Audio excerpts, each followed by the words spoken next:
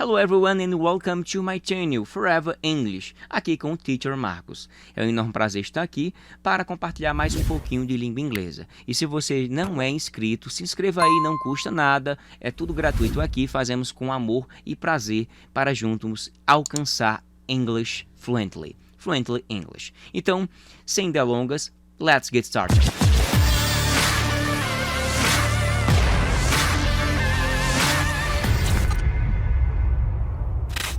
Como eu falei, você está em mãos seguras. Eu sou formado, graduado, pós-graduado em língua inglesa e língua portuguesa. Então pode ficar tranquilo e sossegado, ok? Então, sem delongas, nós vamos aprender hoje sobre question tag. Eu não elaborei um PowerPoint da vida porque senão nós perderíamos essa prática da escrita, certo? Então eu recomendo a você pegar um caderno, um papel aí, uma caneta, um lápis, para juntos, de fato, aprofundarmos no question tag. De imediato, não precisa você ficar memorizando o conceito de question tag, não. Eu sintetizo assim. Você afirma para negar e você nega para afirmar. Parece confuso, mas você vai entender. Então, vamos lá, pega seu caderninho aí de estudos de língua inglesa. Eu recomendo você fazer isso. Eu irei fazer aqui com o meu iPad, certo? Para facilitar a compreensão de quem está do outro lado. Ok? Eu preferi fazer aqui na prática, né? Teoria e prática junto, para que a gente não venha perder tempo, ok? Então, bora lá. Eu vou pegar aqui uma corzinha azulzinha. Pronto. Eu vou começar, como eu sempre dou aula aos meus alunos. Eu vou começar a explicar os question tags, né? Com verbos. Vou botar maiúsculo aqui, certo? Com verbos de estado. Com verbos de estado, ok? A minha letra não é muito boa aqui, mas eu acho que vai dar para você entender. Os verbos de estado, vou colocar aqui, ó, is, am, are, was, was, e o passado, were. Is, am, are, was, were. O verbo to be, né? No presente e no passado. São só esses aqui. Então, eu vou criar uma frasezinha aqui, certo? Usando com verbos de estado. Lembrando que em língua inglesa, o tag, né? Que nós estamos estudando aqui, a tag, né? Que seria mais ou menos esse negocinho aqui, teoricamente, né? Esse rabinho aqui, ó, da etiqueta, que eu tenho um pavor. Eu sempre digo aos meus alunos. É uma informação, é uma confirmação. Essa confirmação, ela pode ser uma sentença negativa ou uma sentença positiva. Assim, menos, quando for menos, a sentença vai ser mais, certo? Vou botar aqui, vai ser mais. Quando for mais, a sentença tem que ser menos, ou seja, negativa. Menos é negativa, positivo é o mais. E o que significa negativo em língua inglesa? Significa a contração aqui do N, do not, né? O contracted form, a forma contraída é N apóstrofe T, not. Isso significa o not. Pronto. Entendido isso, vamos entender na frase, né? Que é assim, eu vou colocar uma frase aqui, John, vou botar um verbo aqui, vou escolher o passado. Was here. Tradução. João estava aqui. João estava aqui. Em alguns filmes, você vê João passou por aqui. John was here. João estava aqui ou João era aqui. Então, o que é mais correto? Estava, né? Então, João estava aqui. Para dizer a ideia de João passou por aqui. Ok? Essa sentença aqui, eu sempre digo para os meus alunos. Olhe quem é o sujeito. Quem é o sujeito? John. Então, se é John, ele tem um pronome. Ou é he, ou é she, ou it. Pronto. He, she, it. Ele, ela e o neutro, né? It. Eu posso falar it também, mas o som é it. It significa ele, ela, coisas, animais, objetos. Mas ele é neutro, ok? Não é para seres humanos. He, she, it. He, ele, she, ela. O it é neutro, mas pode significar ele ou ela. Eu costumo dizer que é o... Aqui, ó. a ideia do cão.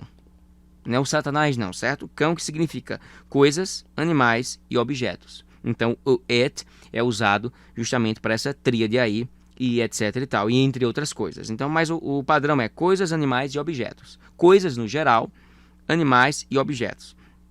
John é quem? John é o sujeito. Então, toda frase ela vai ter um começo, um meio e um fim. Um sujeito, um verbo e um complemento. Certo? Ou objeto, né? E assim sucessivamente. Como a gente está tratando aqui de um verbo de estado, né? Então, vamos se limitar aqui com a tag. John was here. João estava aqui. Quem é o sujeito? João. Eu vou traduzir para facilitar a sua compreensão por causa de um detalhe, certo? Ó, João, vou botar aqui, ó. João estava aqui. Vou começar com português e depois com inglês, ok? João estava aqui. Ignora a minha letra, certo? Ela é horrível assim mesmo. João estava aqui. Então, a primeira coisa que eu devo fazer é o seguinte. Quem é o sujeito? João. Então, João é ele. Quando eu digo João estava aqui, eu tenho que me concentrar, primeiro, no sujeito, segundo, no verbo. Se essa sentença está afirmando ou negando, o que é que eu faço? Essa sentença está negando ou afirmando? Está afirmando. Se ela afirmando, ela é positivo. Aqui eu vou ter que ser o quê? Negativo, em ambas as frases. Então, se é negativo, então imediatamente eu vou colocar assim, ó, não. Pronto, certo? Eu vou botar esse não mais para trás, que você vai entender. Vou botar assim, não. Não. Em língua inglesa, eu vou botar a mesma coisa. Ó. Not. Se eu digo João estava aqui, como é que eu coloco o contrário disso? João não estava aqui. Eu vou eliminar o aqui, esse advérbio de lugar, e vou eliminar o João, que é o sujeito em língua portuguesa. Em língua portuguesa, eu elimino o sujeito, que não é preciso colocar. Então, se eu digo assim, João estava aqui, para eu negar, eu digo o quê? João não estava. Se eu digo João não estava e eu tiro João, ficou o quê? Estava. Se eu estou negando, eu digo assim, João não estava. Ou seja, não estava é a negativa. Não estava. Se eu estou afirmando, João estava aqui. Aí eu digo, não estava. Sacou a ideia? Eu vou repetir. João estava aqui. É uma sentença positiva, usando o verbo to be. Estava. Se está. Agora eu vou negar. Não estava. A mesma coisa, o contrário. Se dissesse assim, João não estava aqui. Se é uma sentença negativa, eu tiro o não. Ficou o quê? Estava. É o contrário. Nessa sentença aqui, ela é positiva. Então, João estava aqui. Ela está afirmando. Agora eu vou dizer assim, não estava. Aí a pessoa diz, estava, professor, estava assim. Beleza, então não estava é uma pergunta. Então a sentença inicial ela é positiva, mas para eu afirmar essa sentença positiva, eu necessito do quê? De uma sentença negativa. Eu vou negar o quê? A localidade? Não. O estado. Estava. Compreendeu? Então, a sentença em cima ficou John was here. John estava aqui. Não estava? Então, wasn't he? Se eu estou afirmando aqui, eu vou negar do outro lado. Certo? Então, a mesma coisa seria se eu estivesse negando essa mesma sentença. Olha só. John was... Vou botar um negativo agora. Not. E o resto da frase, here. Pergunta, João não estava aqui. John wasn't here. É uma sentença negativa. Se eu estou começando negando, eu vou depois fazer o quê? Afirmar. Então, se eu digo João não estava aqui, o contrário fica o quê? Estava. Exatamente. Aqui, ó. Português. João não estava aqui. Em português, se aqui está negando, eu tiro o negativo e coloco o positivo. Estava. João não estava aqui. Estava é assim em português. Em língua inglesa já é diferente. Eu tenho que lembrar do quê? Do sujeito. Quem é o sujeito? He. Eu coloco he no final. Se aqui está negando, eu tiro o negar, ficou o quê? O verbo was. Então fica was. Was he? João não estava aqui. Estava quem? Ele. Onde? Aqui. Então, em língua inglesa é assim que a gente faz a tag. Eu nego para afirmar e eu afirmo para negar. A primeira sentença ela é totalmente positiva, mas depois eu tive que fazer ela negativa. A sentença agora ela começa negativa e depois eu tenho que fazer o quê? Ela positiva. É assim que a gente faz, ok? Eu fiz isso só com um único verbo was, mas poderia ser com qualquer outro aqui. Evidentemente que com o are ele tem uma particularidade, que isso eu vou colocar nas exceções, certo? Lá no finalzinho. Então agora a gente fez com o verbo de estado, nós iremos fazer com o verbo segundo, com o verbo modal. Com o verbo modal ou verbo modais. Quais são os verbos modais? Vou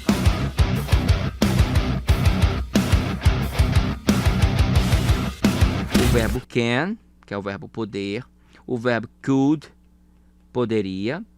O verbo must, devo. E o verbo should, deveria. E tantos outros que tem mais, certo? Eu vou usar aqui uma sentença bem básica. Vou botar aqui, ó, James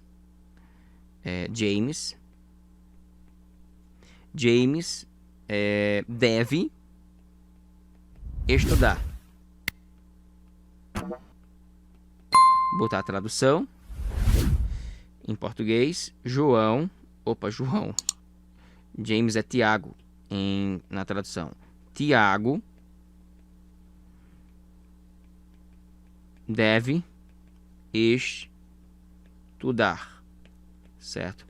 Cuidado que eu já vi gente falando assim, ó. James must to study. Qual a diferença?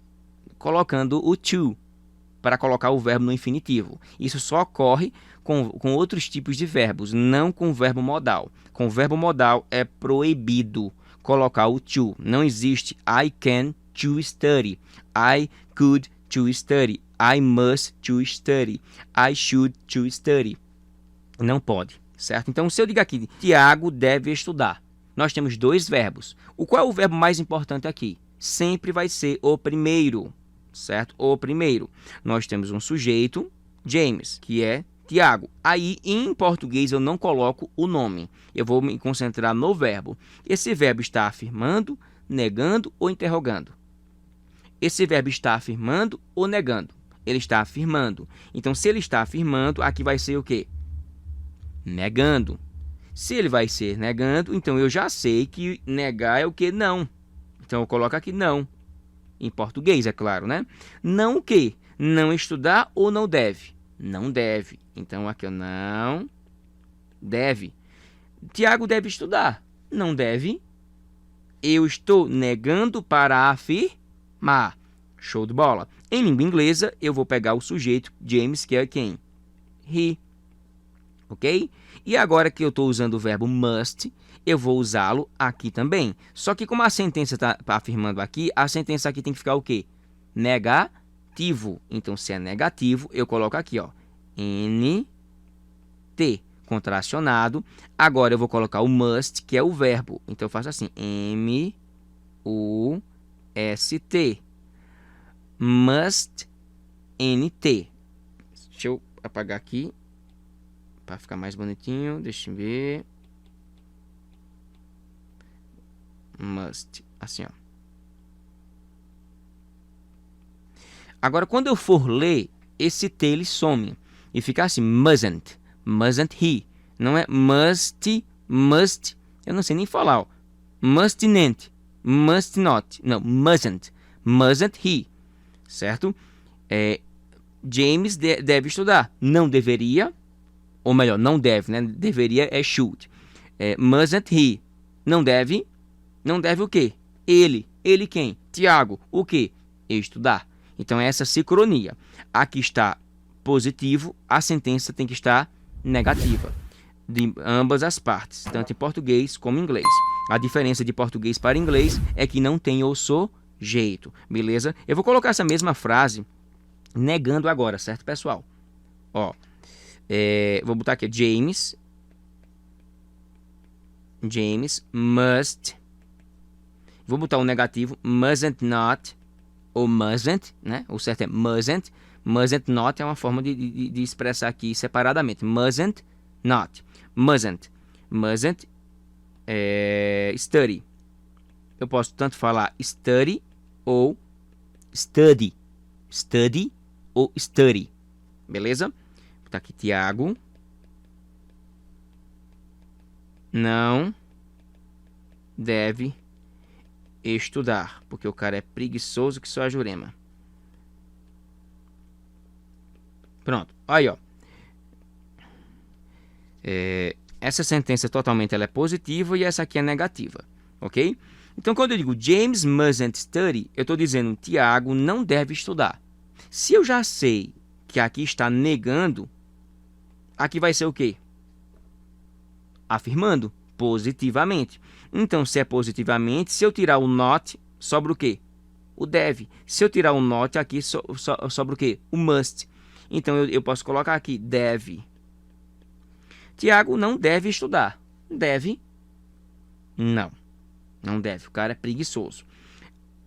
Tiago, James mustn't study. Fica como?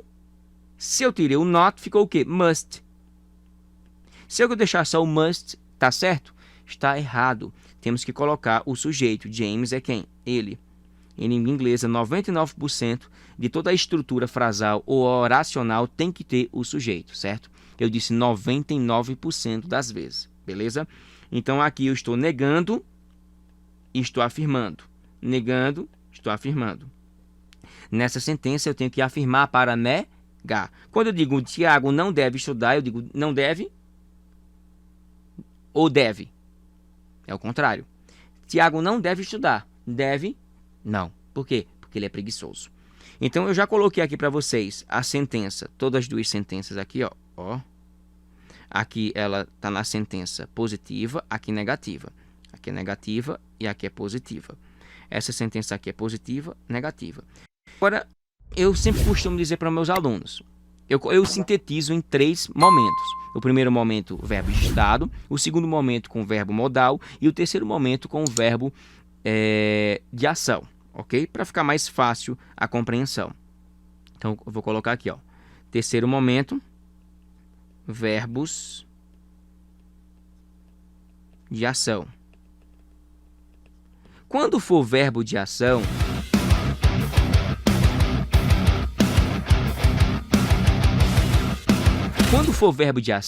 você tem que colocar um desses 3 auxiliares, que é o auxiliar do para I, we, you, they, o does para he, she, it e o did para todos. Como assim para todos? Sim, todos os pronomes. Eu sempre faço assim, he, she, it, does. O do para o resto dos pronomes e o did para todos. Todos os pronomes, é claro, né? Vocês sabem, né? I, you, he, she, it, we, you, they. Pronto. Nós temos esses pronomes, todos eles aqui. Em que momento eu posso usar o does? O does é só para esses 3 mosqueteiros aqui, ó. Does. Ele é usado só para esses 3. Ok? Deixa eu apagar isso aqui que ficou horrível esse Szinho. O does é usado para he, she, it. Ok? O do é usado para esses aqui, ó. Do é para o resto. E o did... Eita, did feio. Ó, did, D-I-D. Did é para todos. Só que did é para o passado, porque todo mundo tem um passado. Ou que condena, ou que nos absorve.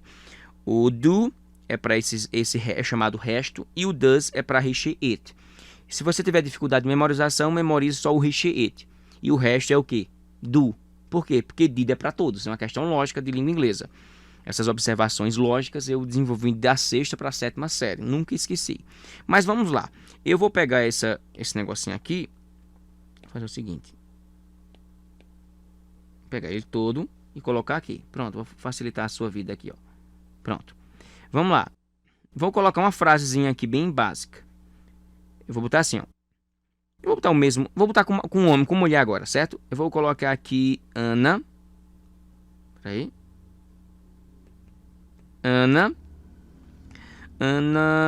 me ama. Certo? Ana loves me. Ana me ama. Ok. Vou botar a tradução, né? Pra ninguém ficar confuso. Ana me ama. Poderia colocar Ana ama a mim. Sem problema.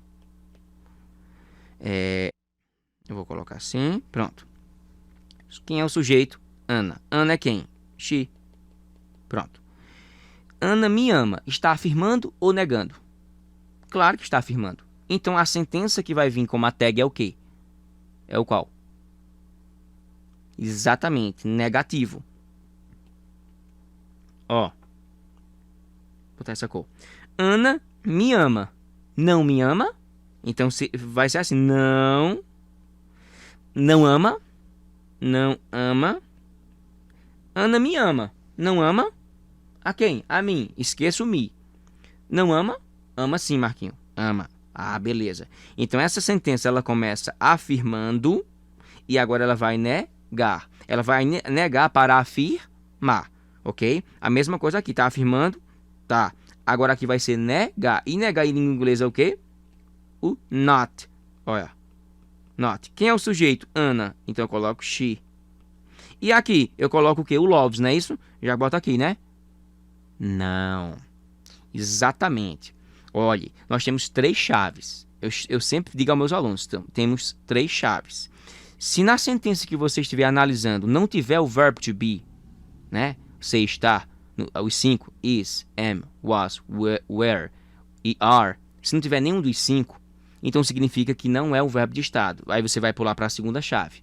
Se não tiver nenhum verbo modal, can, could, must, should, então sobrou quem? Um verbo de ação. Simples assim. E quando for verbo de ação, você não pode repetir o verbo. Exatamente. Você tem que repetir apenas, unicamente o auxiliar. Se essa sentença está afirmando no presente, então eu só posso usar o quê? O does. Se fosse uma sentença no passado, eu usaria o quê? O did. Então, se é aqui, se essa sentença está dizendo ama, ama no presente. Ana me ama. Não é Ana me amou no passado. Ou Ana me amará no futuro. Que aí seria will. Ou will, né?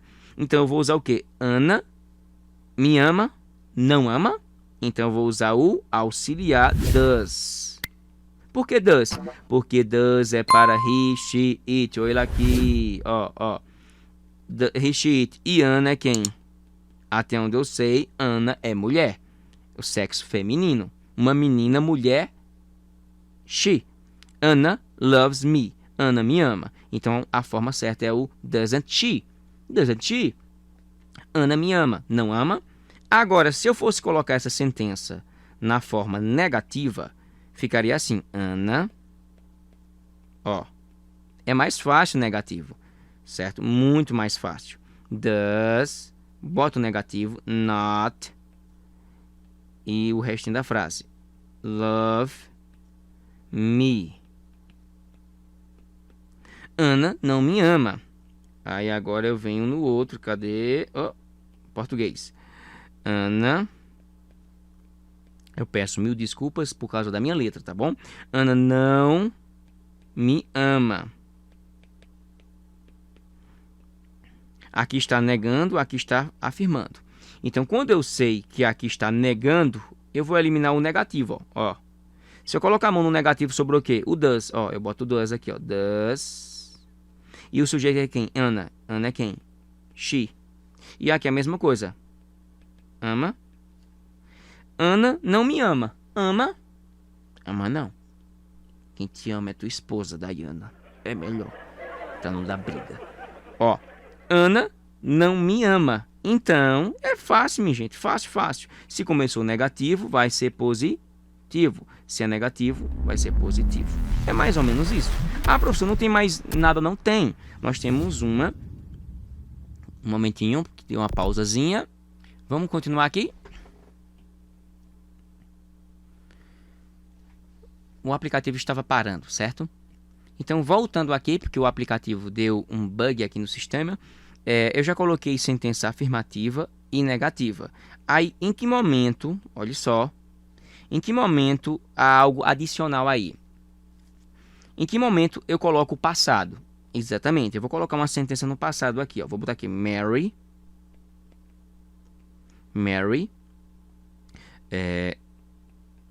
loved me. Maria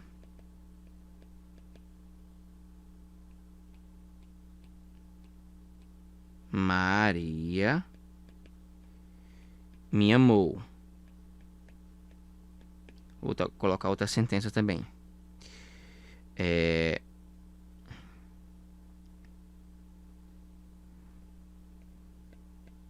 Die went now.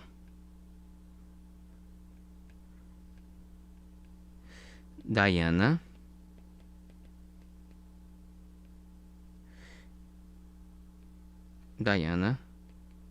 foi agora. Ok. Vou colocar assim. Todas elas estão afirmando. Qual a diferença? Nós temos verbos regulares, que não mudam o seu radical, e verbos irregulares, que mudam a sua estrutura do radical. Então, quando eu digo Maria me amou, eu tenho que olhar em consideração o verbo e o sujeito. Maria me amou. Quem amou? Me amou. Maria. Maria é quem? Ela. Pronto. Ela em inglês é como? She. Então eu coloco aqui she. Em português coloco o pronome? Não, não precisa. Me amou. Se está afirmando, eu vou negar. Então eu vou negar o quê? Eu vou negar o pronome oblíquo? Não. Eu vou negar o sujeito? Não. Eu vou negar o verbo? Sim. Quem é o verbo aqui? Amou. Então, eu vou botar assim, não amou. Fala novamente. Maria me amou? Não amou? Sim, amou. Que é o short answer. Maria me amou? Não amou? Sim, amou. Em inglês fica como?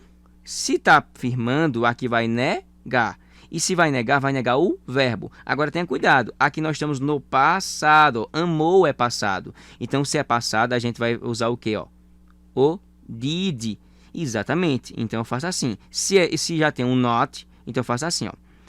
Did not. Didn't she? Didn't she? Ou seja, não amou? Isso é uma tag. A tag é eu afirmo para negar e eu nego para afirmar. Se essa sentença está positiva, a sentença final tem que ser negativa. E esse aqui tem algo diferente, que é o quê? Ele não tem o ed no final do verbo. De, ed ou ied. Aquelas regrinhas do passado. Com os verbos regulares, a gente coloca uns com de, quando tem ed e ied, certo? Mas nesse caso aqui nós temos went, que é o passado do verbo go. I go, eu vou. I went, eu fui. Então quando diz Diana foi agora, está dizendo que é no passado. Não importa. Você olha a tradução e coloca não foi? Não. Não foi? Foi. Se é went, não tem ed não, professor. Não tem ed, é verdade. Mas a tradução já diz isso, ó. Foi agora. Diana foi agora, então vai ser a mesma coisa. Did not she? Diana ou Di went now. Diana, né? Sentença negativa disso aqui. É o mais fácil de todos. Se é negativo, olha como é que fica. Mary did Mary didn't love. O outro fica como? Die. Mesma coisa, mesma estrutura. Didn't. Cadê a corzinha? Eu vou botar vermelho mesmo. Didn't. Aí eu não posso colocar aqui como é o verbo love. O verbo love. Ele ele é um verbo regular. Então eu tenho que procurar o verbo regular do verbo went. E o verbo regular do verbo went é o quê? Go. Então fica como? Ó. Maria didn't love me. Oxe, eu nem botei a tradução. Que loucura. Ah, é que eu quis fazer logo o duplo. Mas você já sabe aí, ó. Maria não me amou. A tradução é Maria não me amou. Maria não me amou. E o outro é Diana não foi agora. Diana não foi agora. Beleza, o que é que eu faço? Se a sentença está negativa, eu elimino o negativo. Sobrou o quê? Foi. Então fica assim. Diana não foi agora. Foi? Não foi não. Ela tá aí. Ah, beleza. Ok. O outro, Maria não me ama. Maria não me amou. Aí eu digo o quê? Amou? Ó, em português, ó. Amou. Em português é mais simples. Agora, em língua inglesa é mais simples ainda. Por quê? Porque se eu sei que Maria é o sujeito, então eu vou lá no final e boto o sujeito she. Ó, die, she também de novo. Agora, se eu estou vendo que está negativo, eu vou eliminar esse negativo e vou eliminar esse negativo. Sobrou o quê? Ah, professor, sobrou o auxiliar e o verbo. Eu coloco o verbo? Não. Quando se trata de verbo de ação, não pode colocar o verbo. Coloca o seu auxiliar. E no caso aqui é did. Ó, did. Did she? Did she? Não importa. Então, assim, negando, eu tenho que fazer uma sentença positiva. Se for positivo, tem que ser negativo. Bem, é isso. Eu acredito que é só isso na questão da tag. Eu vou colocar agora o que eu prometi, lembrei agora, daquela que é com I am. Se eu colocar assim, ele é uma das exceções das tags, certo? Mesma coisa quando eu digo assim, let's... Peraí. Quando nós dizemos let's go, nós estamos afirmando. Não é uma pergunta. Let's go? Vamos? Não. O contrário é shall we go? Shall we go? Shall we go? Shall we go? É a tag, ó. Shall we go? Let's go. Shall we go? Shall we go? Ou melhor, shall we go? Vamos? Esse vamos está afirmando, é positivo. E esse aqui é interrogativo. Não é negativo, é interrogativo. Vamos? Vamos? A mesma coisa quando eu digo assim, I am happy. Eu sou feliz. Para eu fazer uma sentença negativa, seguindo o padrão original, teria que ser assim, ó. Botaria o am, agora colocaria o not, olha, contracionado e o sujeito I. Isso aqui nenhum americano explica por que não pode, certo?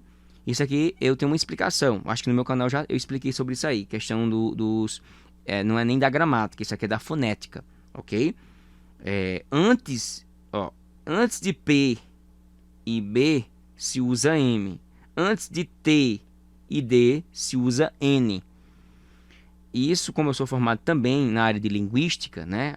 Linguística, análise do discurso e outros elementos que eu fiz pós-graduação nessa área, especialização nessa área, e eu achava interessante que a gramática ela quer se envolver em uma área que não é dela. A área dela é questão morfológica, morfossintático. Não tem nada a ver com questão fonética em si. Antes de P e B se coloca M. Certo, isso é uma regra? Não é regra, é um fenômeno linguístico. Antes de T e D se coloca N. Por quê? Eu duvido você colocar o M antes do T e o D. Por quê? Em que sentido? O P e o B são bilabiais. O T e o D é língua dental. Você não faz assim. Você não consegue pronunciar o P, o B e o M sem tocar os lábios. Ó, não consegue. Agora o N, ó, N, T, D. Tu não bate os lábios. Então um é bilabial, o outro é língua dental. Então é claro que antes de P e B tem que ser M. E é claro que antes de T e D tem que ser N. Não pode inverter as coisas. Então, por que eu estou dizendo isso? Porque se começa com M, aqui tem N.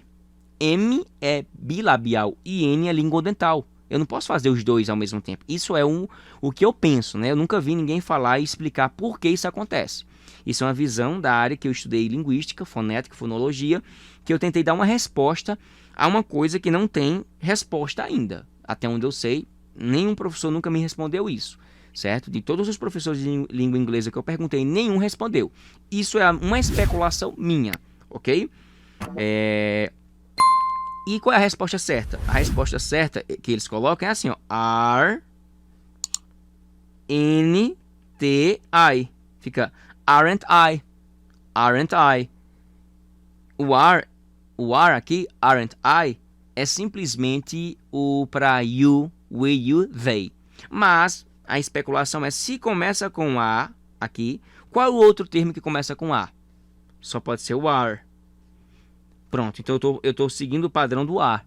Eu vou trocar o M pelo RE para se combinar com o NT. Então fica aren't I. Então a única exceção é essa, ok? Agora vamos para a segunda aula, que é o short answer.